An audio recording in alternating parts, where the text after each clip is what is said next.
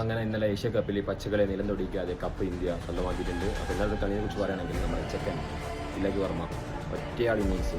തിലക് വർമ്മ 20 റൺസിന് 3 wicket power play പോയ സമയത്ത് തിലക് വർമ്മയുടെ കൂടെ നമ്മുടെ ചെക്കൻ കേരള സഞ്ജു സാംസൺ 24 റൺസ് എടുത്തില്ലെങ്കിൽ പോലും പക്ഷേ ആ ഒരു ക്രൂഷ്യൽ സിറ്റുവേഷനിൽ ഒരു പാർട്ണർഷിപ്പ് ബിൽഡ് ചെയ്ത് നന്നായിട്ട് തന്നെ കളിച്ചിട്ടുണ്ട്. കാരണം 2011 വിരാട് കോഹ്ലി കളിച്ചൊരു ഇന്നിങ്സ് ഉണ്ട്, 35 റൺസ് അന്ന് എടുത്തത്. അന്നും പവർ പ്ലേയിൽ വിക്കറ്റ് പോയ സമയത്ത് വിരാട് കോഹ്ലി ഒരു 35 റൺസ് എടുത്തിട്ടുണ്ട്. അതിൻ്റെ വാല്യൂ അത്രയും വലുതാണ്. അതേപോലെ തന്നെ ഇന്നിങ്സാണ് നമ്മുടെ ചെക്കൻ സഞ്ജു 24 റൺസ് എടുത്തുള്ള പോലും പക്ഷേ 57 റൺസിൻ്റെ കൂട്ടുകെടുത്തിലേക്ക് ഓർമ്മ. അതേപോലെ ശിവൻ ദുബെ, സഞ്ജു പോയതിനു ശേഷം ശിവൻ ദുബെ നന്നായി കളിച്ചിട്ടുണ്ട്. നന്നായിട്ട് തിലക് വർമ്മയുടെ കൂടെ നിന്ന് കൊടുത്തിട്ടുണ്ട്. അപ്പോൾ ആ ഒരു പാർട്ണർഷിപ്പും അടിപൊളിയായി. അതേപോലെ കുൽദീപ് യാദവ് 4 വിക്കറ്റ്, കുൽദീപ് യാദവും പിന്നെ തിലക് വർമ്മയാണ് പ്ലെയർ ഓഫ് ദ മാച്ച്.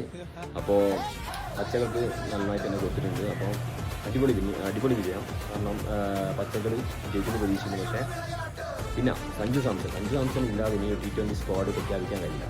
അത്രയും ഡിസേർവ്ഡ് ആണ്. ആ ഒരു സ്ഥാനത്ത് വിക്കറ്റ് കീപ്പറായിട്ട് സഞ്ജു ഡിസേർവ്ഡ് ആണ്.